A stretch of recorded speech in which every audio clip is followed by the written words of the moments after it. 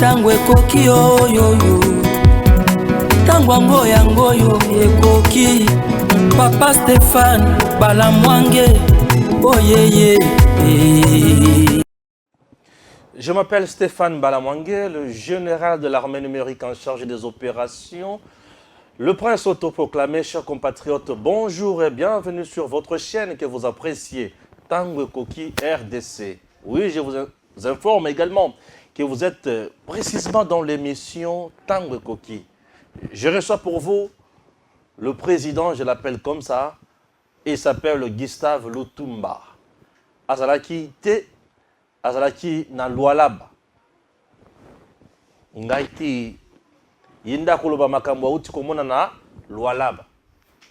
Lualaba ezana Kolwezi comme ville à Liboso, ville Moussoussou eza Kassage.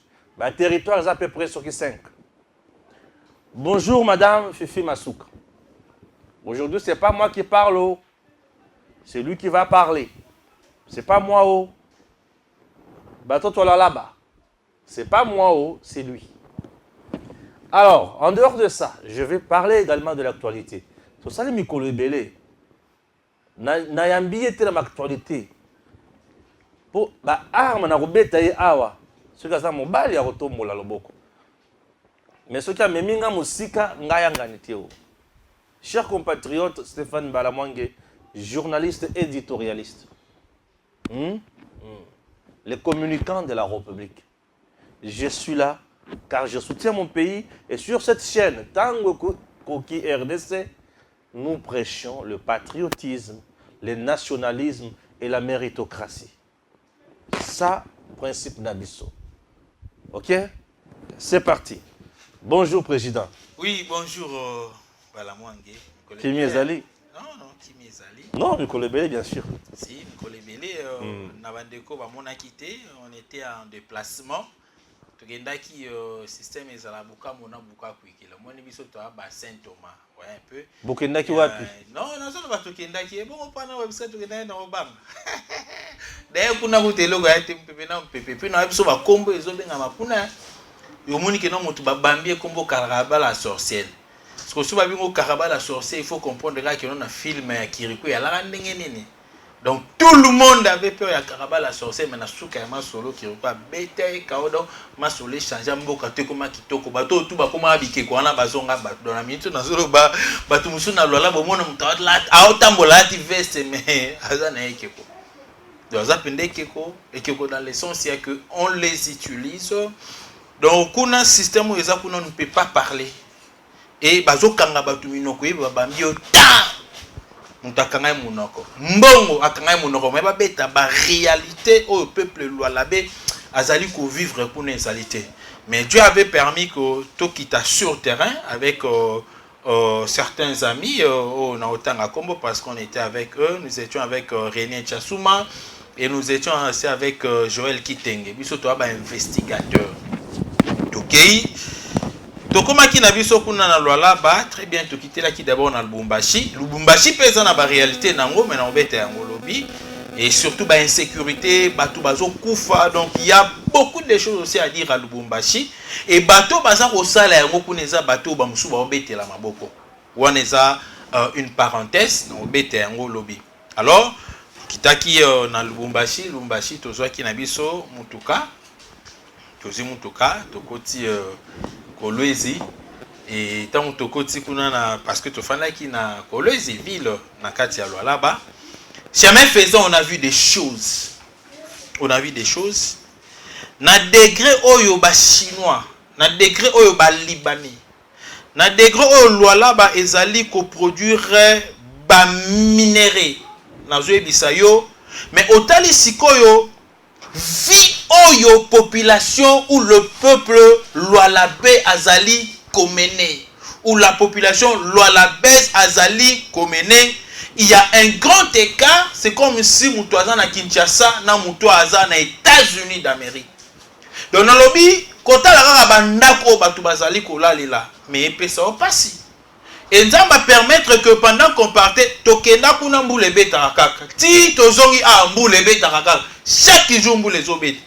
Et ce quand le bête à 5 minutes, maille partout ici il y a ezate. Maille à kosakanate. Et ça fait très mal parce que Tukendaki, tant que commis, les jours suivants, on a commencé à mener les investigations. Biloko tozolo banabino oyo ezali biloko oyo la population la baisse azali koloba. Ce qui est vrai de 1, la population la baisse a lingi ba élection et salama na niveau ya assemblée provinciale. Ba élection et salama na niveau ya gouverneur ya sika à Kota. La population n'a plus besoin de Fifi Masuka parce que Fifi Masuka elle s'est fait enrichir elle-même. Les informations à notre possession nous démontrent que Fifi Masuka a plus de 170 parcelles à elle-même. Plus de 170 parcelles. Madame Fifi Masuka a plus de 170 parcelles. Ah. Oui. Zalano to landana makambo ya mampinga ya ekolo, hein? Et puis sur trouble, hein? Vous comprenez? Donc, yomoko yokana nunzoto malit. Il y a que 2 ans avant, confort oyo Fifi Masuka za na yango lelo eza oyo azalaka na yango te. Et ça fait très mal. Fifi Masuka est allé plus loin jusqu'à Kosala que derrière l'hôtel de sa fille, il y avait une école. Dans la 7e école, il y avait aussi l'université Kimbangiste. Mais à Yebisi, na bana classe, na ba étudiant. Bana classe, c'est ça notre pépinière. De demain, ba étudiant, on sous-entend qu'il y a au moins 80% de la jeunesse dans quatre institutions universitaires aujourd'hui. À Keko Senga, na mukole école wana, alongo l'école na yewana na université parce que eza ko déranger flat ya mwana na ye. Oh. Et on a imposé aux propriétaires de cette école là, ils nous sommes quelqu'un comme ça pour na longo l'école, à longo l'école na ye pendant qu'il y avait certains parents au basi basala ki ba inscription na bango, au bandai ko zela bana basa la rentrée scolaire. Et eux pour ça la ketanga longo l'école par peur parce que pour na dans le système ya karaba la sorcière na film ya Kiriko. Donc so kata mona no ali na kata parlin, tu as un problème. So ika ata ngungi moko abourdonné pas na et déranger lito na ye. Tu as un problème. C'est comme ça que ça se passe na niveau là-bas. Il y a un vent, un sentiment intérieur, mais Dieu merci, à notre arrivée, et ça dit que l'esprit qu'on avait s'est influencé d'autres personnes, et le loro batumususu, même na kata média, bazu courage à Koloba. Il y a Koloba que on ne veut plus rester dans une province où le gouverneur est dans l'illégalité et l'illégitimité. Parce que ce n'est pas elle, normalement, qui devrait gérer jusqu'à ce stade. L'intérim, et ça n'a jamais 2 ans. Et à ça, l'intérim, il y a déjà à outrepasser même la limite. Alors, je disais ceci. École wana na université, école Koutou, à Meki Kobundana, a joué moins espace Moroboye, bâti école. Mais l'université là, il le ba Bundana bana bisikate. Et puis école wana, le mouvement au Kabasalaki, elle a perdu beaucoup d'enfants, beaucoup d'élèves par rapport à la distance. Et bisika oyo ye asombi wana atiki on kakaboe a clôturer ango a construire le roté na kati. Est-ce que mutu ya boy to koyi koloba vraiment que non alingi population, alingi jeunesse, alingi bana alingi avenir ya lobby? Elle ne fait que s'enrichir elle-même. Et la population azokende musika jusqu'à dire ceci. Aux élections, si cette femme est là, nous n'allons pas nous rendre aux urnes. Oui. Barokende ku voter. C'est-à-dire barokena ba na ba urne te. Soki moi so naza. Soki ka moi so naza na barokena ba urne te. Moi je défends le chef de l'État. C'est le chef de l'État qui a été élu pour toute la nation. Lorsqu'il y a ça ne va pas dans une province donnée, on indexe toujours le chef de l'État. il y a certaines paroles oyo batumsusu ya bisi biso nga na linko lobate. Je même les audios ya ba émission nga na landi, les émissions à kuna. Vous sentez qu'il y a d'autres personnes qui s'attaquent directement au chef de l'État. En réalité, ce n'est pas le chef de l'État. Et nga na linko ebisa na bandeko, il faut pas comprendre une chose. Aucun gouverneur ne peut élire le chef de l'État. Je le répète encore. Aucun gouverneur ne peut élire le chef de l'État. Nabandeli na lingala, eza na gouverneur mon côté oya kosala ke président de la République azala élu comme président de la République. Mais je reconnais que le gouverneur peut voter le chef de l'État. C'est-à-dire, na voix na moko oya zana yango, akoyi ko voter chef de l'État. Mais le gouverneur aussi peut faire en sorte que les chefs de l'État soient votés indirectement par lui. Comment? Parce que c'est lui qui représente le chef de l'État au niveau provincial. Lorsque sa politique influence la population, la politique va répercuter cette influence-là et pas un chef de l'État. C'est-à-dire, tozo voté parce que tomoni chef atinde la biso yo osali musala ya malamu biso to sepeli tozo lia bien tozo mela bien tozo rouler bien courir eza malamu makambutu eza malamu. Alors le kolo yebisi biso to voter chef de l'État to ko voter pour na soki ozaka wana biso to kozala bien. Voilà comment est-ce qu'un gouverneur peut faire en sorte que le chef de l'État soit élu indirectement. Très bien. Très bien. Nesiko esika problème nanga Gustave Ezali. Je ne peux pas accepter qu'on perde beaucoup de voix juste parce qu'il y a une dame qui est là, qui ne fait que s'enrichir elle-même, qui n'a pas une bonne politique. Et je j'aimerais vous le dire d'ailleurs. Biloko ebele omoni batumusu abeta tolo atongi boye asali boye, ça fait partie il y a programme il y a gouvernement provincial. Oyo à la tête nango il y avait un autre gouverneur qui était là. Oyo a démissionné qui Mouyej. Parce que yebisaka biloko o fifi masuka osala. Biloko ni yo asali o ezali au programme oyo Mouyej atikaki. C'est parlant d'être au comprendre que non, mais sur l'innovation. Au contraire, quand tu biloko oyo ezaki na programme wana ya Mouyej wana jusqu'à ce jour esilité. Asimbi awa atiki, asimbi awa atiki, asimbi awa atiki. Tout ça pour tromper la vigilance. Y a Batou, peut-être bazalaka Batou moko ya ba émotion. Ba kosibino, ba dribbler bino, mais au finish rien ne s'est fait. Même Matembele à Pamba. Je vis Kiaboula. Comment est-ce qu'il y a na Zambie? Masangwe Mati na Lubumbashi, mais le lot est déjà au rabais. Et Moutasaï va makamyon sur ana ezali Moïse Katumbi parce que ye Moutazalaki on a possibilité à kolona ba masangu na yo alona ki wana amatisi yango prix ba limu ici ba stock oyo ya Zambie moyen côté so ça te rareté comme na marché azu masangu na ye amatisi. Mais tout le monde qui a voulu la gouverneur a quel Zambie pour négocier. Mais est-ce que Koufi Masuka qui resale les langues? Ça qui a 25 kilos à Massangu. Est-ce que na collège na Luala Banzaleza? Nabi nzala ya kosakanate. Nabi nzala ya kosakanate. Nzala. Na yeso pena nzala ya rouge Bordeaux. Ça qui a Massangu ça qui na combien? Et ça qui na 20 000. Le lot obeta ça qui a Massangu ça na 75 000. Na Luala. Na Luala. Afandi à l'aise. Oh. Je te l'ai dit, Afandi très à l'aise. A occupé un côté. A occupé ndengeni parce que ça na makambo na te. Les courants. Bakare minye tellement que prolifération de ça la matro, ba machine wana ça consomme l'énergie électrique courant.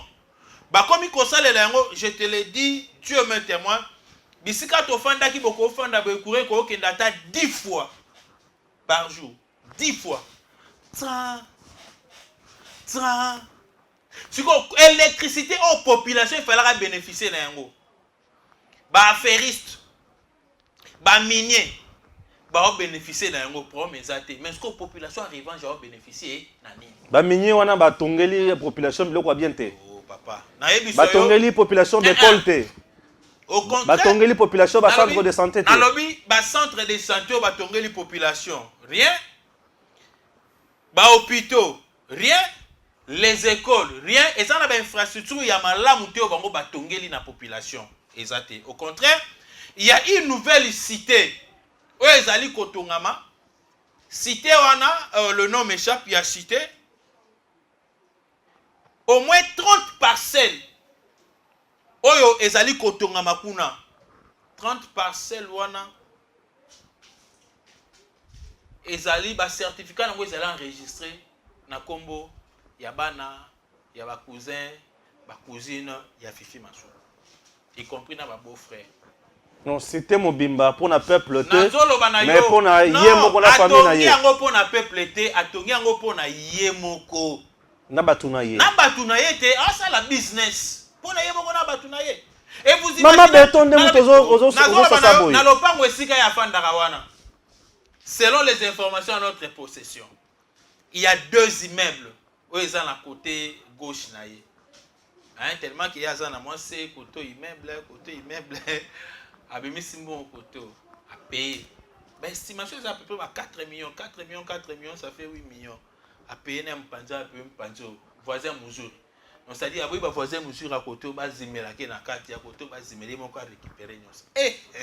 Ah, il a l'argent. Ah non mais il a l'argent qu'on ne me trompe pas. Mutado kangisa batumino konambo. Oh. Na ebisi okuna. Na ebisi na ndeko moko be na bialo boni bien. Ah nazana lwalaba. Na bi problème ezate. Na posa na mona yo. Abi Gustave. Na yo mona abo mona so changer na yo makanisi. Ngamna changer makanisi na bi parce que wa tsoye mutu aye. Robo sanata chef de l'État. Oh. Oui, donc oye peut bien le chef de l'État, chef de l'État. Ndé. Maman béton. Maman béton. Donc, la réalité est ça qu'on a. C'est que moi je peux demander au chef de l'État, parce que le lot est une introduction. Donc, c'est même Mobimba, Izakara, Lualaba, Kolwezi, Lubumbashi. Donc, la réalité, belé to bête. C'est que moi je peux demander au chef de l'État, l'organisation des élections. Et Salama, gouverneur Moussou Abima et gouvernement crédible et fan. Vous savez, il y a d'autres personnes qui pleurent chez Walobi, mais nous connaissons quand même la loi. Nous sommes quand même intellectuels. Mais nous ne pouvons pas accepter de rester dans une province où il y a l'illégalité qui bat son record. Ça fait très mal. Comment est-ce que Moutoua Rosa l'intérim accueille Moussika jusqu'à nommer? Pas de problème, puisque c'est la politique. Mais intérim, ça l'idée. Et dans le cas d'intérim, tu ne produis absolument rien. Et j'aimerais vous le dire aujourd'hui. Ça, je le dis, chef de l'État. Si peut-être vous n'allez pas nous faire confiance, parce que nous n'avons pas à 2 fois... Mais IGF Azalaki dans la Bawana, gestion orthodoxe. IGF, tu as ma photo. Photo Penda. Représentant à IGF, mwana kazi ya Fifi Masuka. Nandeko na ye moko na katikati. Bao bae champagne. Mais bazaba tu vas comme la champagne. Ba la champagne. Bazaba. Bino boye ko sala musala na bo la champagne. Oh. Bon c'est ba tu vas sala musala ba bana osona. Bo la champagne.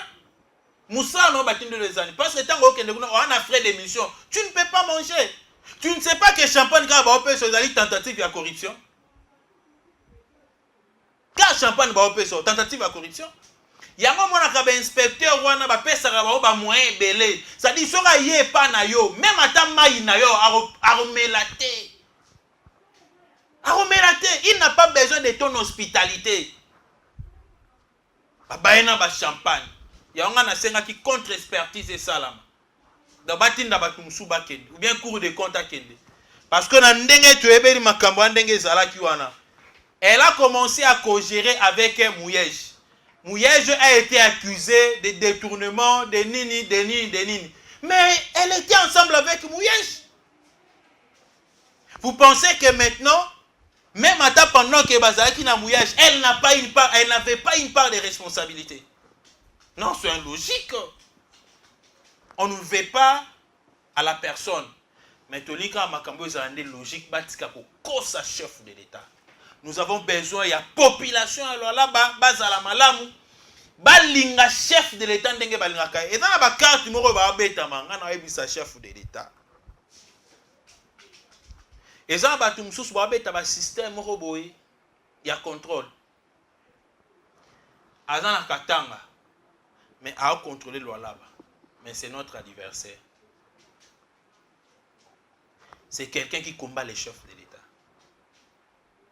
C'est quelqu'un qui se tape la poitrine, être de l'opposition.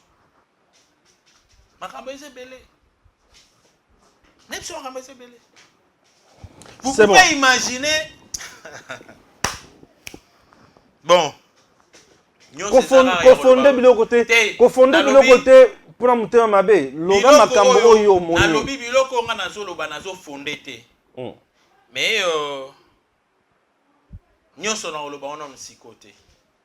Pour moi, il y a d'autres choses qui restent secrètes et qu'il faudrait peut-être qu'on faire passer en un média beauté parce que ça fait très mal, je vous dis. Ça fait très mal. Oui, puis c'est mieux au vivre en un ennemi qu'au vivre en un hypocrite. Hypocrite, ça a l'assemblant au CPL, ça y a ce qui sort, mais dans ce cas, c'est le mutabario. À peine à moi, boule moussous na simanae.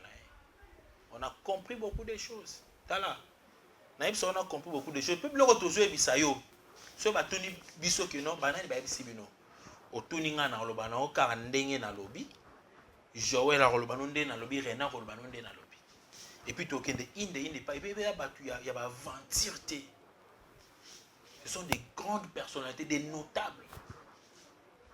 On a cherché les informations partout. Parce que c'est comme si on s'acharne contre quelqu'un. Ou on est contre quelqu'un, non. Mais on voulait juste savoir si réellement ce qu'on nous montre, ce qu'on nous dit, c'est ce qui s'est fait, c'est ce qui est sur terrain. Mais on a trouvé le contraire. Merci. On a trouvé le contraire sur terrain, na Kolwezi, na Lualaba, chers compatriotes. Bon, aujourd'hui, j'espère que Bolandi, le président Gustave Lutumba Oyo, alobi makambo akuti na Lualaba. Akendaki ye mokote, bazalaki na Ndeko René, bazalaki na Joël Kitenge. Donc, ils étaient à 3, bakendaki pe bamone. Makambo kuna bakutani na ba notable, bakutani na ba responsable, bakutani na mikolo, ba yebisi bango makambo. Bolandi. J'espère que alobi kaka o yamuni. Est-ce que alobi ya solo to alobi ya lokuta? Bolandi kaka. OK? Ba tu alo ala ba na posa bo benga ngapi, hein? Bo pesa nga ba suite na makambo pe alobi. Siko na otuna question. Na loala bakuna tango boyoki makambo nyonso la population pe alobi tona posa élection et salema, mais ce n'est pas la population qui va élire le gouverneur. Mais est-ce que na ndenge zawana mutuni na kuji kozala vraiment obaki bazo sepelana na kati ya opinion na loala ba? Bon, ce qui est bon, c'est dans lobby peut-être batu bakoloba ezali par adversité. Vous voyez? Soit parce que j'ai prononcé le nom de X ou d'Y qui est dans le lobby Mabeka Kapona Fifi Masuka. Non, vous comprenez? Donc, il y a quelques bienfaits, il y a Fifi Masuka, mais ils allaient correspondre à la richesse où ils allaient pour exploiter dans le labate. Donc, bon, où ils ont côté dans le labate. Ils allaient proportionnels de la vie aux population et alors là bazali komene. Alors nayoki jusque là kombo moko ezotanga makaka kati ils allaient ya maman Isabelle Kibasa. Et pourquoi? Parce que comme on est ezotanga elle est aussi katangaise des pères et des mères. Donc azali vraiment un espace katanga de pères et de mères. Voilà. Donc, combo on a eu qui est autant à jusque là combo kaya. Mais il y a un combo autant à mangana yo qui va lobby que oui certes bazotanga gaye mais ali ambongo ya ram bato babenyi na mingi babisinga ndeko Stéphane Keba na mama wana ali ambongo ya ram Keba na mama wana aza belge keba vous on a que nous risquons d'induire aussi Lualaba en erreur encore. Non. Akolia mbongo ya ram na sens ndengeni parce que elle n'est pas ministre, il y a pétentique, olé langwa. C'est logique. On connaît son rôle.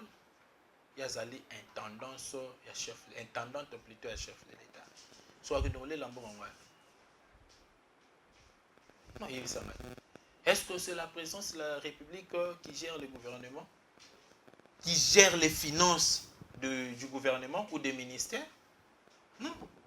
Akindole lambonga. Prenez Zali peut-être batu oyo balinga qui soit koluka ko salir kaka image ya moto parce que ba ebi que azana ba ambition, c'est vraiment une femme o azali forte, azana ba nerf très solide parce que ndeko mo kaibisa kinga lobi mais ndenge nini ye atangi trop na poto afanda kuna na poto kuta travailler kuna na poto bonga su ko travailler mais le chef de l'État était clair.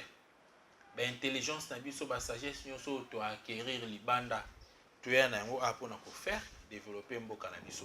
Donc le lot aussi mutatangi na poto ko zala kutu malam parce que cette dame là parle un très bon français. L'anglais coûte n'a parle même pas, elle sait réfléchir, vous comprenez? Par contre, bon, ils ont un ko minimiser to ko humilier hein.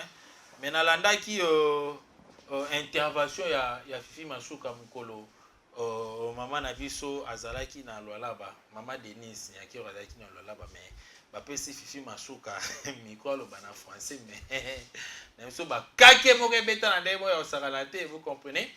Mais français pèse intelligence, mais intelligence on utilise na réflexion, na façon na ko réfléchir. Mais ce que so me kota la ba réflexion, oh maman on a ça na yango, na ba réflexion à Fifi Masuka bon, il y a quand même une grande différence. Vous comprenez? Lualaba lelo oyo na espace Katanga ezali province oyo ezali ko générer ba recettes minières et belé par rapport il y a ba province où ils ont mis na kati ya espace Katanga en général. Donc ezali ko sengela pe moto ko diriger azala na ba nerf solide pour qu'il ne soit ou soit qu'elle ne soit pas manipulée par tout le monde et surtout au nom ce qu'il y a X topé, il y a Y. Donc moi j'aimerais vraiment insister et dire aussi pour des raisons stratégiques et purement politiques. Fifi Masuka, ce qui peut-être va récompenser à qui n'est pas moussou bisika moussou. Donc bisika moussou c'est-à-dire batindata ministre, va rappeler batindata mandataire, mais pour des raisons stratégiques, je précise très bien. Je parle en tant que communicateur du chef de l'État. Je parle en tant que citoyen congolais, je parle en tant que cadre de l'UDPS. Nabilo Kouana, je ne même pas des problèmes avec son parti politique. Mais par rapport à l'idéologie, na ba réalité autoza nango, na ba période autoza kokende nango, elle ne mérite pas. Sincèrement, là même Dieu le sait qu'elle ne mérite pas. Parce qu'il y a dessus à carte autour peut-être arrêté. Il ne mérite pas. Non, elle ne mérite pas. C'est bon, on peut passer directement à la pomme sous. Oui, on peut passer. Ah, très bien. Moi, je suis que dans un cas, nous makasi dans la ville province de Kinshasa, le gouverneur Jean Tiningo Bila a un gouvernement provincial. Et dans ce gouvernement provincial, il y a un ministre provincial, il y a finance. Suite dans le rapport, il y a IGF et consort, il y a un ministre provincial, il y a Longolier, il malversation financière, détournement et consort. Dossier, comment on analyser? Dossier, Nalobango bandaka la Jean Tiningo Bila ne mérite pas la ville de province de Kinshasa. Sincèrement. Biloko tuana ponanga ezali orchestré par Jean Tiningo Bila. Vous serez d'accord avec moi parce qu'il s'agit de Jean Ngoy, le ministre dont on parle là. C'est Jean Ngoy. Jean Ngoy azali président fédéral, il y a parti, il y a Jean Tiningo Bila. Président fédéral, na niveau il y a Tchango. Mais c'est lui, c'est Jean Ngoy. Et Jean Ngoy wana nde mutu oyo kaka que $500,000 et bunga na caisse ya gouvernement provincial, donc caisse de l'État na niveau provincial. Mbongo ebungeli na bureau na ye, caste ba força porte te, mais ba se retrouver ka que non mbongo ebungi aussi longtemps que les policiers va te belé à la place. Aussi au cas bakanga ba policier to bakanga ba tunini pas mesure pour mesure d'enquête. Batikala okanga mutu mokate. Et dossier en est là la kakaboy. C'était à la veille, il y a sortie officielle, il y a ACP parti, il y a nani, il y a Gentili Ngobila, oh batondi saka batu na stade wana. Mais zambongo wana. Parce que yé a Jirakapé ba fond, il y a Kinshasa Bopeto. Selon les informations à notre possession, mbongo moke bimana na gouvernement national, gouvernement central, à peu près à 2 millions de dollars. Pour résoudre le problème, il y a Congo Bopeto, mais à Kinshasa Bopeto. Sur ce, 2 millions, on a divisé par 24 provinces. Et 24 communes plutôt tout dans à Kinshasa. Donc il y a possibilité déjà que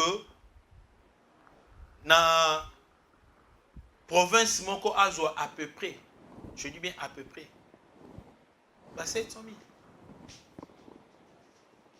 Vous comprenez? Commune plutôt.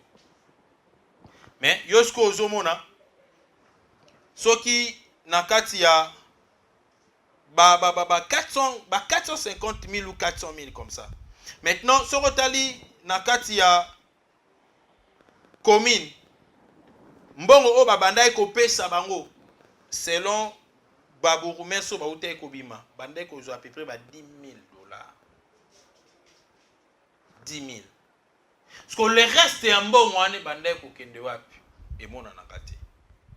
Et na dernière minute tant que dossier ya Kinshasa Bopeto et bandi ko inda IGF bandi ko fongolela yango misu atali bono sani.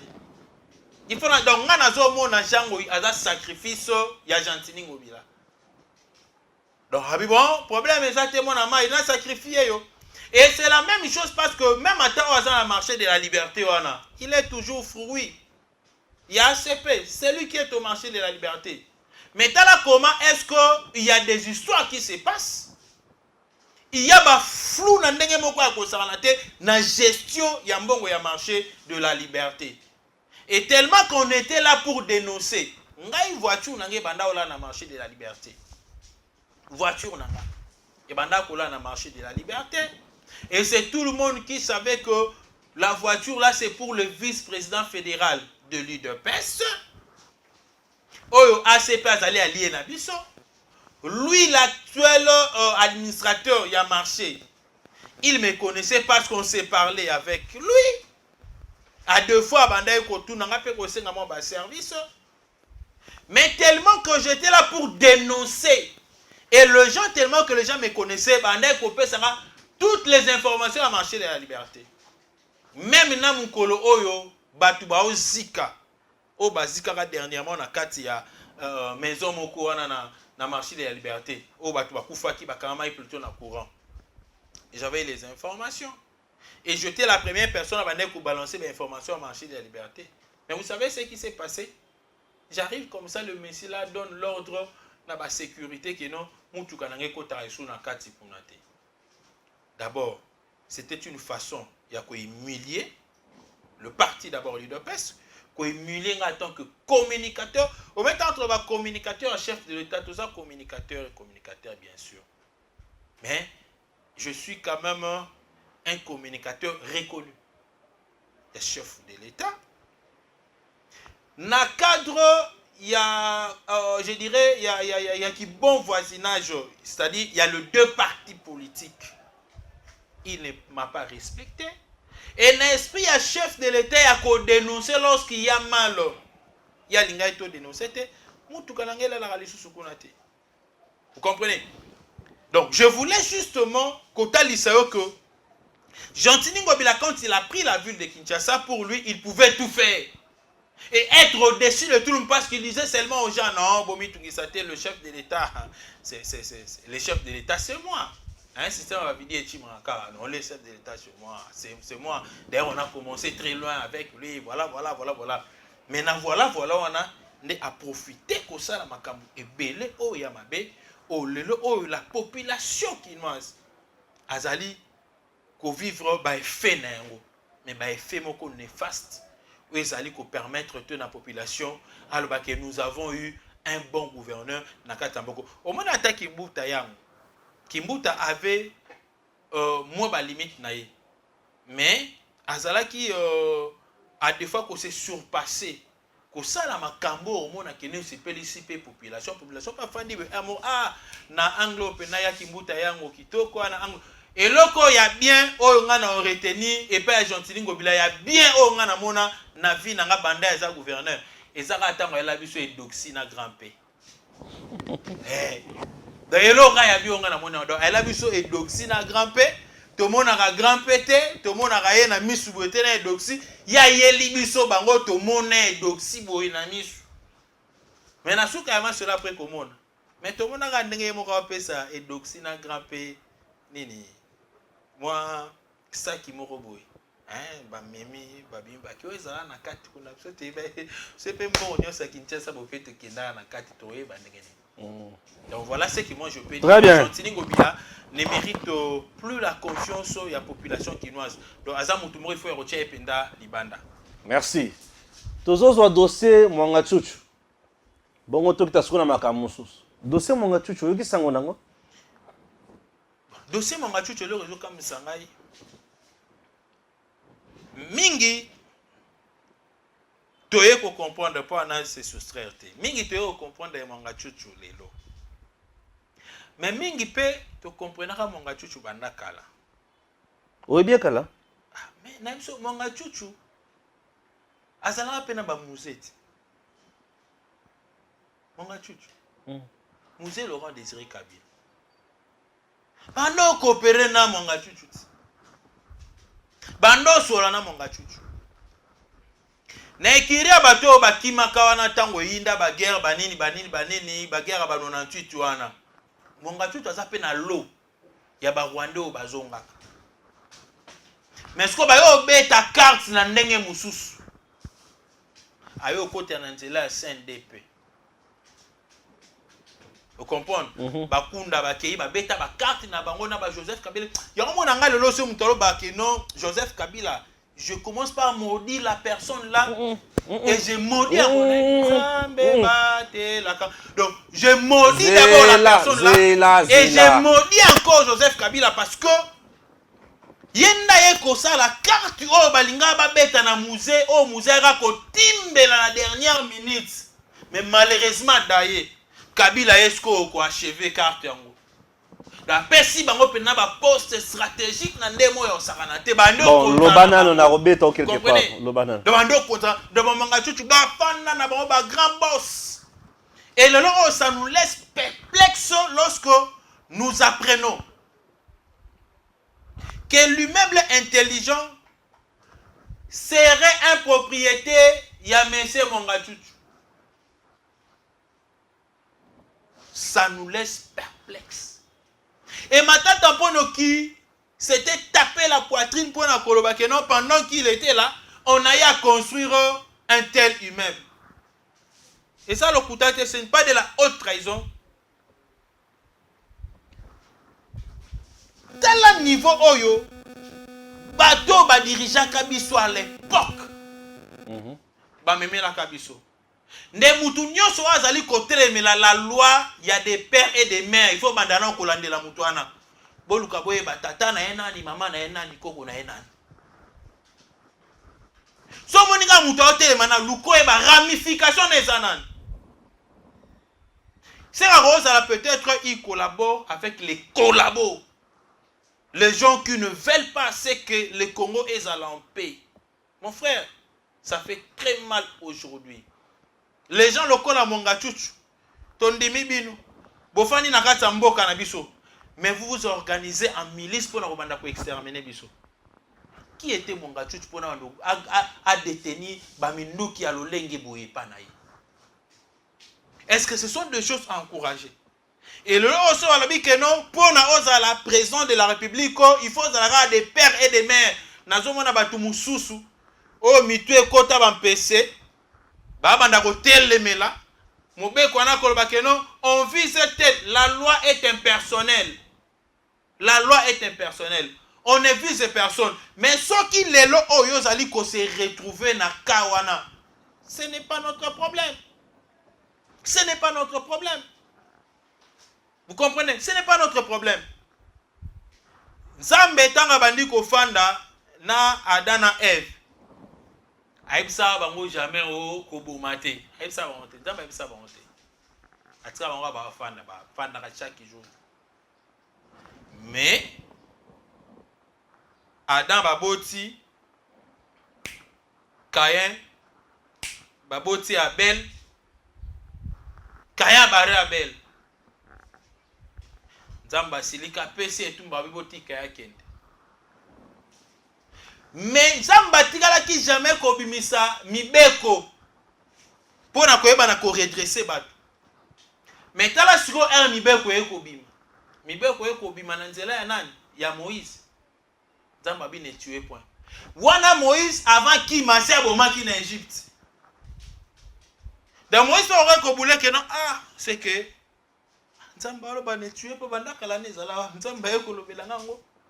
Pona ngam tuna bomaki et puis mutakita na ba tablette wana, c'était toujours Moïse. Na ngomba ya Sinaï. Nzamba pese le di commandement kuna akitse. Kendo otangisa bana parce que bana Israël banda komona Moïse nga bongo yanke so to tambo na nzelo meki Moïse o bare yo. Bana mona lo na danser mais Moïse o kitaka Nzamba bi si tu tues, tu es condamné. C'est un péché chez moi. Il ne faut jamais tuer. Mais c'est grâce à la tuerie de Moïse a la possibilité vous comprenez un peu? Donc, par là, qu'est-ce que je voulais dire? Vous allez une mauvaise posture, mais Dieu ne te voit pas. Et les Congo, cette loi des pères et des mères ne vise pas l'individu, ne vise même pas une catégorie d'individus actuellement. Mais nous vivons et nous visons plutôt, je dirais, l'avenir de notre patrie. Parce que nous savons qu'il y a des prédateurs qui cherchent à tout prix. Il y a reçoit mboka na biso kokonza yango. Et ce complot est bimi continental et comme international. Et ça, ce complot continental, ce n'est pas seulement l'Afrique, ce n'est pas seulement le Rwanda, ce n'est pas seulement l'Ouganda. Tous ces pays-là qui ont besoin de nos richesses de façon illicite, pensons au Kabale qui en a signé en Rwanda. Alors, pour la lobby, donc comme on a un problème de Joseph Kabila à la tête du pays, il y a de Rwandais dans tous les postes, il y a un beau cannabis, même les postes qui ne sont pas réservés aux étrangers, bah Pessi Bango, même bah poste, il y a sûreté nationale, bah Pessi Bango, et Dieu merci parce qu'il y avait un Félix Tshisekedi pour qui n'a pas élection avec ou sans machine. Et c'est tout pour qui l'eau quoi, l'autre tu as tout commandé. Tu as tout sous-capé le but Joseph Kabila, Zate Mongachuchu Aïwana. Parce que Zu Mongachuchu, mission Nathalie Longamo, c'est Mongachuchu.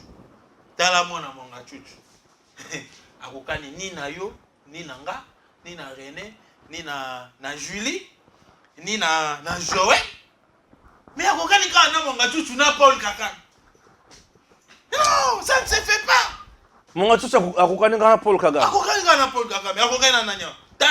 Mongachuchu avait aussi les ambitions comme président de la République. Mais oui. Les Cambodgiens double nationalité bandimaki, balobaki batonga biloko ya bien na Congo pour na ko bercer ba congolais pour balinga kotonga. Mais nazoloba paraît-il que a soutenu les sources université à Maptat. Nalobi, il a soutenu dossier à Mongachuchu moni semaine au bandi o ndenge fongo la biso makambe belé. Yangwana nazoloba, si tu n'es pas congolais, n'ouvre pas ta bouche.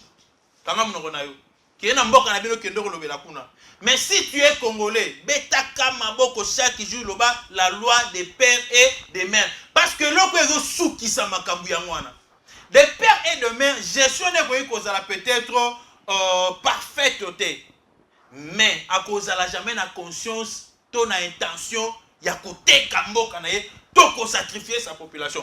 Vous voyez comment le chef de l'État Félix Antoine Tshisekedi azo bundanati lelo pour une négociation avec les terroristes là. Moment na okende non négocier kaka, négocier à côté ça wana kata mais ça la tabou. Mais le chef de l'État n'a pas refusé. On a vu quand même l'armée collaborer avec certains groupes armés à congolais pour traquer le rebelle. Les terroristes. Et ces groupes armés congolais, non, on ne peut plus créer l'insécurité dans notre propre pays et au détriment de nos propres frères et sœurs. Il faudrait traquer ceux qui viennent d'ailleurs, ceux qui menacent notre quiétude. Mais vous pensez que ceux qui battent qui sont étrangers, non. Donc quelque part, Makila et Gangaka. Makila et Salaka. Et ce n'est pas pour rien que Nzambe Lelo a écouté Salako FIFA, Nabuzobo Bakende Kosala na Rwanda. Aucun crime n'est parfait. Nzambe Rozwa Namunoko ya Satana. Maché maloba malamu ebima pona yo. Nzambe Salaki a joué le monsieur là, Emmanuel Macron a joué, mais est-ce que Emmanuel Macron Kovo a joué on a ABC et ça Paul Kagame. Vous comprenez tout le Emmanuel Macron. Nazo va très bien. Emmanuel Macron on a Kovo Siko. A joué à PC Varese, ça Paul Kagame Varese. Et puis Varese on numéro combien? Numéro 23. Numéro 23. C'était une façon, la politique, il ne faut pas jouer avec la politique. Donc c'était une façon à quoi ça n'a pas pu que les propriétaires, il y a un 23, c'est lui. Et les lois ils ont confirmé, l'organisme est confirmé, la participation, il y a Rwanda, na makambo ya Rosala Mapuna. L'appui à Rwanda, na makambo ya Rosala na Est. Mais comme il conseille la RDC de prendre la responsabilité na biso. Nesika problème na ngeza kofanda makasi. Lelo bat bazomo na dollar ezo mata. Na lobaka yango a mukolo mususu. Tobeta maso mais pourquoi les Congolais n'agressent pas plutôt n'attaquent pas le Rwanda? Pourquoi les Congolais ne déclarent pas la guerre contre le Rwanda? Qu'est-ce que je vous avais dit? Il faut tous se rendre compte que sur le plan économique, on est déjà fort. Si on est fort sur le plan économique, là on peut maintenant déclencher une guerre ouverte avec le Rwanda. Parce que guerre, et c'est un rambo, tout ça m'a belé. Il faut gratuité de l'enseignement, gratuité à la santé, construction à l'école, quoi encore, Damas, réforme et armée. Vous comprenez un peu? Tout ça m'a belé, programme il y a 145 heures territoire. Ça demanderait qu'il y ait beaucoup d'argent. Par contre, on est en train de coincer le Rwanda, toi affaiblir sur le plan économique. Pour l'instant, nous sommes en difficulté à Kosovo. Atabato va repérer ça jusqu'à un moment donné, parce que répondez aux alatés. Et puis de trois, dans le bail que non peuple ressemble à absolument serré ceinture parce que mbongo to mindu qui te ressemble à un franc congolais te. To ressemble à mindu qui wana na dollar. Et mutu nyonso oyo aza na conscience. A comprendre que banda mindele bazwa ki décision ya kosala lever ya embargo na régime ya notification des dollars et bandi ko bouger. Mais les gens ne peuvent pas comprendre que mbongo na to ke no sombe la minduki. On a besoin des dollars pour produire des dollars. Il faudrait que nous soyons minduki. Mais cela ne veut pas dire que non, on va vider réserve de change auto sur la Kanango. C'est-à-dire il faut chercher à amasser des dollars. Ce qui est rare et cher. Le coût de dollar est comme il y a koluka pour na to sombe la ngo minduki. Ndego sala ko dollar et bandaka komata parce qu'il y a un besoin intense. Donc kanga mitema dollar ce qui komata. Et komata parce qu'on a besoin des armes. Ce n'est pas parce qu'on n'a pas une bonne politique monétaire. Non.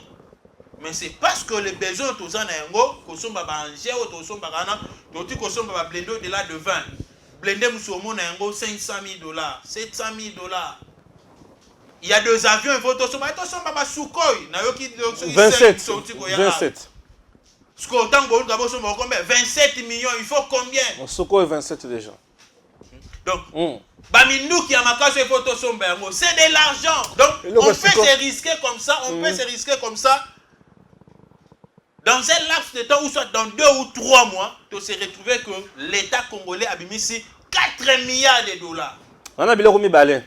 Pour na mono ndro so sanga ba jebele, tamula na plateau a on a tikelio. Heureusement ba tout le monde a comprendre. Oh, mona kinga André Fifi Masuka o yena ba donner belé au beti betier. Aye, Karaba, basi ba. Olobi, comment nani? Karaba, comment va benga epunati? Ba benga nani? Karaba. Karaba nani? Yebi Karaba te na film Kirikou. Ngaïté comment bazo benga epuna ngwana. Et puis je vous dis hein. Bon, et le quoi liboso, Frank Diongo a salaki sorti mon ah. À lobby, ce qui est élection est salamité. Il y aura une transition, une courte transition. Mais Félix Sekedi a Gozalate, Bangoni Bayo Batuni Mako diriger. Bon, moi je Frank Diongo. Et bien, moko après ça, on a fait na passe. Après ça, on a fait na passe parce que la frappe à Liaka et pas militaire à Kabila. C'est comme si ça lui a créé aussi des problèmes. La frappe car on est à Moraï dans sa robinate. Au moins ils ont la frappe sous baro pété op na au senti na bongo pende bouger. Bongo peut ko bouger na on muta normal. Mais bongo tant se bouger puis c'est bongo télé au senti ka kenon mystique. Là on a posé une question et ça dit par quelle magie. Parce que Etienne Tshisekedi dit à lobby que s'il n'y a pas les élections en 2016, nous irons dans un régime spécial. Etienne Tshisekedi doit mourir. Régime spécial, les arènes en constitution. Laissez-moi évoluer. Il y a lobby, bayebi que bayebi bango bateau ni baromi lokela. Maintenant yebi sayo. C'est-à-dire il a laissé. Alors il y aura une courte transition. Il y aura une courte transition de quelle forme? Vous comprenez? Mais Etienne Tshisekedi, il a posé les problèmes et il a donné la solution. Au cas où il n'y a pas les élections en 2016, parce que c'était déjà le deuxième mandat à Kabila, il était fait mandat. Nous serons dans un régime spécial. Régime spécial, non. C'est-à-dire qu'il y aura une transition spéciale. Autre qui n'a pas encore, il y a Senko, puisque c'est la politique qui prime. Et la politique a primé. Tu veux qu'il y ait une résolution, c'était ça le régime spécial. C'est quelque chose qui n'était pas dans la Constitution, quelque chose de spécial. Quelque chose qui avait été inventé, mais conformément avec la loi. Et permettre d'évoluer. Donc, oh, vieux Frank Diongo, déjà, Bazali na diversion. Fayu lui a l'obaki parce que bon, tu vas pas poser. Fayu a l'obaki non. C'est tout organiser l'élection en 2023. Félix Tshisekedi qui est en transition, société civile nous a redirigé. Frank Diongo a lobby, baron va y bateau yo, va rediriger. Bon, tous il a fait Laurent Leblanc. Laurent Leblanc a fait sa position. Le bacan est sur le bord, dans tout ça, ceux qui ont élection, le lot, parce que jusque-là, option qui ont élection, c'est-à-dire il y a les élections, il y en aura. Mais ceux qui te recommandent à l'élection, mais la Constitution est claire dans son article 69. Le chef de l'État.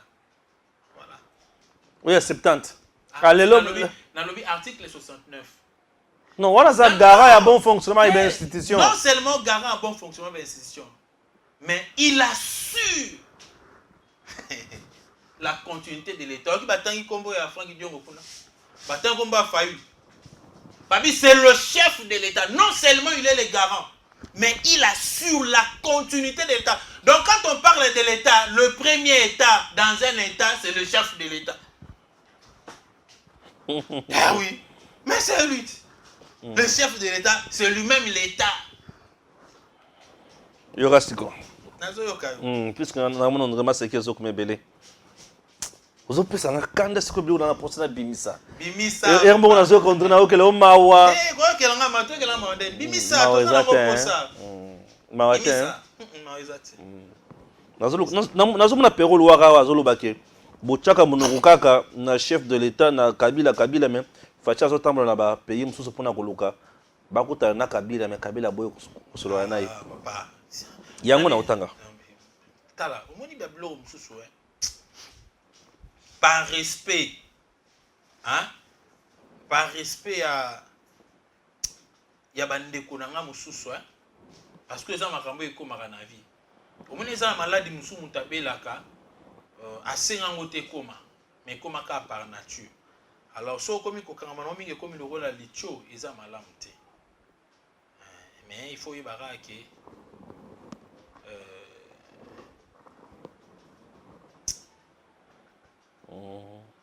malobe silien batuna ba séquelles okamuta okansalo maloba malamu to kanda loba maloba mabeye moko et puis bimisa ezoba le président de la République s'il a besoin de rencontrer Joseph Kabila à quel temps va la payer sous pour Lukai non c'est logique. Il y a au président de la République, c'est le président de Félix Tshisekedi président à Kabila. Ce bureau loir à Yébaraté. Parce qu'il y a un système il y a avant quoi n'enga bandai ko voulait. Mais pendant qu'il y a quoi qui marambo ezaro s'est passé à Yébarité. Donc avant il y a quoi bureau loir avant quoi avant quoi avant pasteur avant bureau loir à quoi Kabila Zala président. Mais pendant qu'il y a quoi na ba agitation l'équipe président de la République pas sa fan. Donc tant la Mugaboy. Fati les a président de la République. Mais est-ce qu'il y a la Mugi n'est-ce pas Zala nango avant quoi il faut plutôt rappeler à comprendre que pendant qu'il dormait là Félix Tshisekedi était déjà élu président de la République confirmé par la Cour constitutionnelle. Donc s'il a besoin de rencontrer Joseph Kabila à Obanga Moutouté, à Obenga Joseph Kabila même dans le téléphone, viens je veux te voir. Et par respect à premier citoyen de la République, Kabila Rouya. Ça je te l'ai dit. Ah Rouya n'est Kabila Yambara sur le téléphone. Ah papa tika buzo bana. Sur attaque Kabila Yambara sur le téléphone tenenga lobiana. Qui gère le pays? Non tout non, qui gère le pays? Le patron a payé. Félix Antoine Tshisekedi. Ah Kabila to. Félix Antoine Tshisekedi. Aoye bisaraka attend ba service pour qu'il nous donne Kabila na boyana. Je te l'ai dit. Mais non yebisa out. Soka bika na ba boka nous donne Kabila na boyana ba reçoit Kabila na baye na ye. Et puis pour preuve pour na koloba que ba allégation poussée par Pierrot Louara et ça ba aventure et ça ba fausseté. Mais vous savez que avant la rencontre ici, non, avant cette rencontre, il y avait des rumeurs, oh non, chef de l'État qui est en Angola, Lorenzo ABC a dit que non, tu peux aussi, Joseph Kabila, Ayebisayo, comment est-ce qu'il a pu quand même maîtriser 1-23, vous comprenez? Et vous pensez que si cela était vrai, pourquoi Lorenzo Abenga Joseph Kabila te yara tokuta non Angola na benza Félix Tshisekedi parce que kuna Félix Tshisekedi a kokuta na ote. Non. Ce sont les gens qui disaient hier que non Félix Tshisekedi ne dirige pas, c'est Kabila qui dirige. Tobukiye. Et comme non, Félix Tshisekedi ne dirige pas, c'est Kagame qui dirige. Totelemelié, tout ça pour affronter, va changer le langage na bango. Donc le Pierrot Louara, moi je les comprends. Ils sont parmi les gens au Bandai qui pensaient que le Congo est à vendre. Or, le Congo n'a jamais été mis en vente.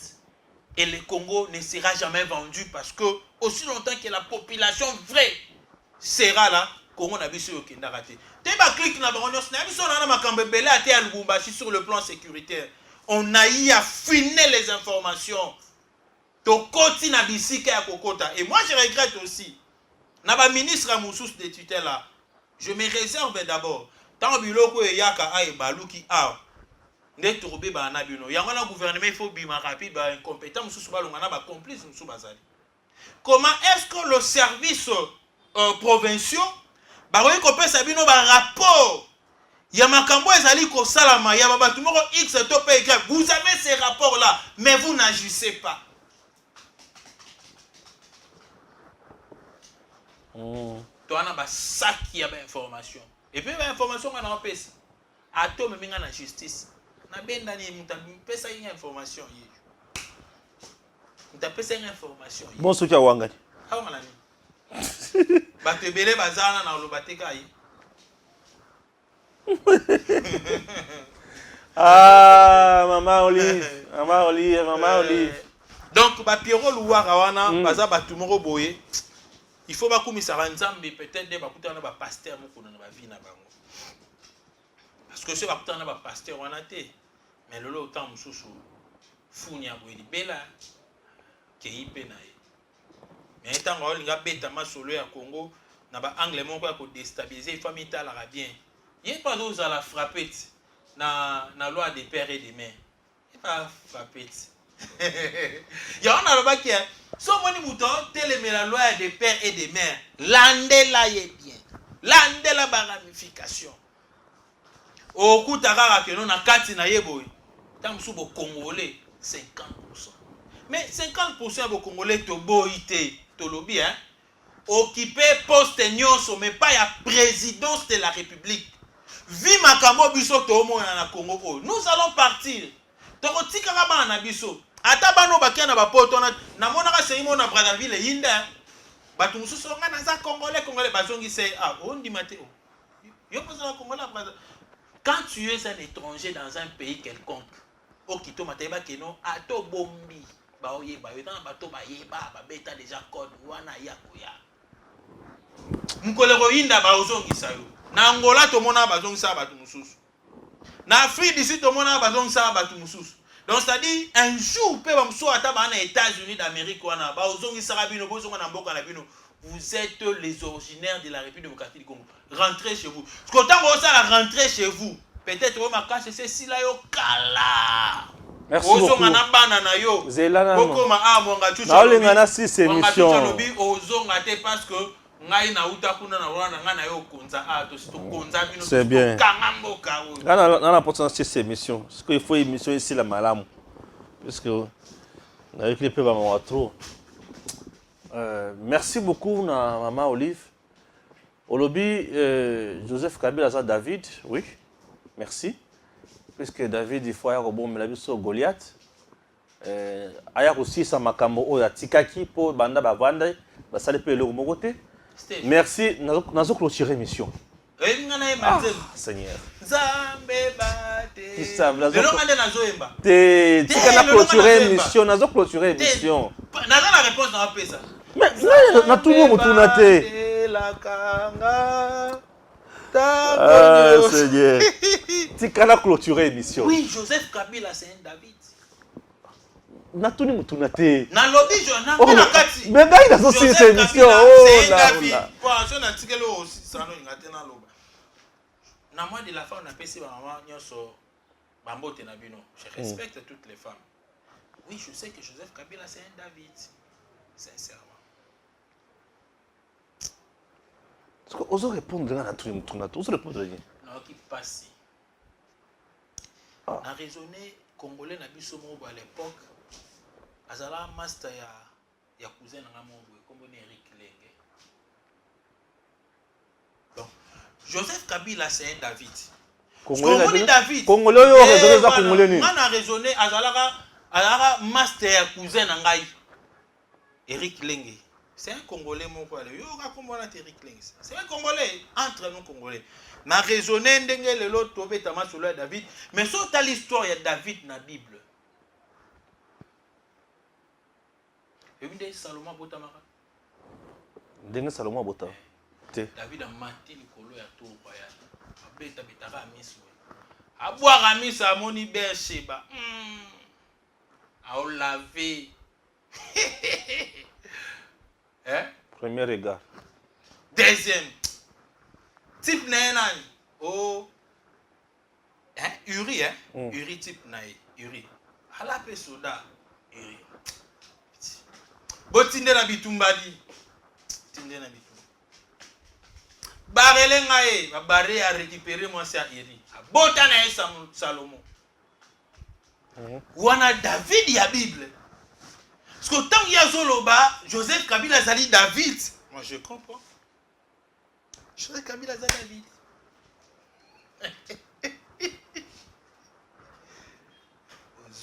Merci, ça se trouve émission. Ozui.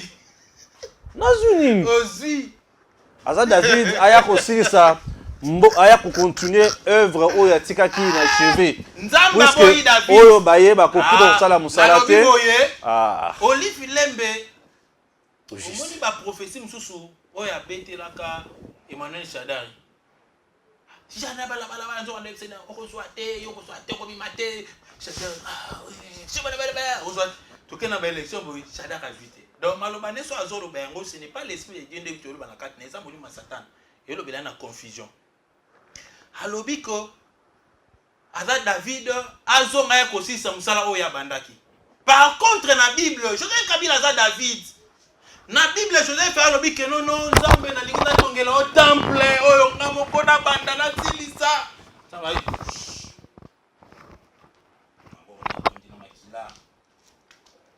David yo boma trop. Yo tonga te. Salomon na tonga. Joseph Kabila aza David. Rossi Mukendi. Nico, voilà, merci. Joseph Kabila, à David. Rossi Mukendi. Armand Tungul. Thérèse Kapangala, tous ces gens-là. Donc, avec David, parce que nous avons David, toi, tu ne vas pas me construire les temples. Ce sera ton fils Salomon. Parce qu'il y a non, Joseph à David. Il faut que si ça musala on a quatre Bible nzamba boya parce que tes mains sont remplies de sang et de crimes. Yemo ko aboma mobali na sans le savoir. Yemo mtatimbi sa biso que non ba vibration mobali na été parce que ba te type na zorala. Olive nini. Merci beaucoup Nafachi pour être au lobby était que ceux qui aussi sur des mandats na yo vous allez remplacer par une dame et puis vous allez encourager la candidature il y a moi si. Merci beaucoup pour maman Oliva Kozala pour remplacer. Mais aujourd'hui c'est nous c'est émission te aloba te que non c'est na si demanda na ngai candidature faisait la moi si. Non. Na encourager. Non. Nazo préparer terrain maman Oliva. Non, maman Oliva préparer le terrain. Yani. Aujourd'hui il faut pas kataka na régie. Bakata na régie pour ani nana mikolebele na lobalité. Bato bazona na biso balemi. Mais nazo clôturer émission Balaba Fati. Balamwang. Ah, c'est pas possible. C'est pas possible. Le président Félix Tshisekedi alobaki ko akoki kozala na désir. Akoki kozala na désir. C'était une supposition. Là c'était na début ya mandat. Au regard il y a pas difficulté, il y a makambo tout peut-être na kati ya Congo en tant que mobile. Ya komona pe que pour na basi pe ba comprendre que diriger pe mboka ya la passe malgré parité. Amoni pe un jour moi si pas mekanzoto. Mais na Congo oyo, c'est moi ça meki na mukolo moko kaka nge. Kao debout à kokate. Oyo zana nu mboka oyo il faut attendre pendant 2 siècles. Mibali. Et puis mibali yango il faut bazala kana ba carrière ya Fati Béton. Au moins Fati Béton. Ata zana ba stress nde noye ba te pona zamu tagaya. Ah oui. Et puis a na pouvoir na gayara na ye. A otika pouvoir pe na gayara na ye. Donc nan Pierre na rejoindre ba na raté. Kabila ya randé. Tout le monde sait aujourd'hui que c'est le Congo qui a fabriqué Joseph Kabila. Il était devenu comment? Il était venu ici comment comme président de la République. Et dans ton article, nanu kutu na suki te na mande fute, to pesi Kabila nyonso, santé, mwasi, suki, mandefu, tai, mbongo. Donc, Olive Lembe, option d'abord qu'il y a mwasi, président de la République, ce n'est pas la discrimination, mais tout à la pécharge. Tout le monde qui a un sentiment, c'est-à-dire que parité, parité bêti ça va là c'est belé. Parité to bundana yo. To bundana yo ngana bundana mobile parité. Eh. Li kofi carrément ko kao qui parité kotimai. Merci. Voilà. Là maintenant tu aussi ça totalement émission na biso pour na moni. Mais oui que aux amis mystiques là mon cher. Merci. Attends, ça a kinité. Joyeux anniversaire, on comme la un message. Yo fait on se voit en public, on peut faire un joyeux anniversaire. La personne est soutenue. Le bar joyeux anniversaire. Mieux vaut tard que jamais. Nalobaki joyeux anniversaire. Ah, mieux vaut tard que jamais. Nalobi. Oh, Olobi nalobaki joyeux anniversaire. Loba nanga joyeux anniversaire Gustave Lutumba. Naloba joyeux anniversaire Gustave Lutumba. Siko. Loba. Oh, mais nalobi. Donc voilà. Voilà, joyeux anniversaire. Yeah, ngana yezola kaboui. Donc merci beaucoup président. Merci, merci. Yeah, Azamoko. Vous savez très bien que la chaîne Abisso Tango Koki RDC, c'est ça le problème ici. Nous avons une ligne éditoriale. Notre ligne éditoriale, naebi ke oyo azo répondre. Oyo a musala oyo naebi na noté. Raison pour laquelle parfois vous m'appelez, bon mon nazo pesa bato invitation difficilement. Ngapona yambayo awa, donc il faut nazala convaincu na makambo ozo sala, pe ozo koloba. Moi-même, je suis l'éditorialiste. J'amène les gens à la compréhension songolo. Avec Bango, on a les entretiens dirigés. C'est-à-dire, la question est pour naïbi réponse à Opesanga. On a la technique. Vous comprenez? Donc, des entretiens dirigés. Nasa Bango m'a entretien pour la donc, c'est un peu ça. On a un peu trop fragile. Trop makambo boye pour na po mutu na koyamba mutu boya lobi makambo et après na diffuser yango te comme ki azaka lolendo azaka boye ba ko fenga kaka muluba vous voyez un peu ba bosane ki lazamu jela kasanga ka mona sapu nimbondo territoire dibaya di bataille qui memeu voilà Kasaï central congolais des pères et des mères ba lobi no echani akufi pour mutu azo proposer loi pour le bien Koufi. Si on met le bateau avec Koufi, bazana ba origines moko douteuses de ba obanga. Donc on a eu ça pena na ba vrai congolais. Ato fana na ona poto ozara souci à Congo. A to beta ma solo ya nationalité te, to beta ma solo ya originalité, origine. Donc c'est-à-dire de père et de mère. Parce que ceux qui ont lingi que moi, je moko un jour comme président de la République. Qui est congolais. Aujourd'hui, à ta système, le roi a Salomon. À toi, on a Mundele. Aujourd'hui, Salomon. Ma maman est Salomon. Otiki maman est Salomon. Ah, Fandi. Comme ça, aujourd'hui, là, on a qui est Mundele. Merci beaucoup, Jean-Cy, et à très bientôt. Tango ekoki yo yo yo. Tango ngoyo ekoki. Papa Stéphane Balamwange, oh yeah yeah.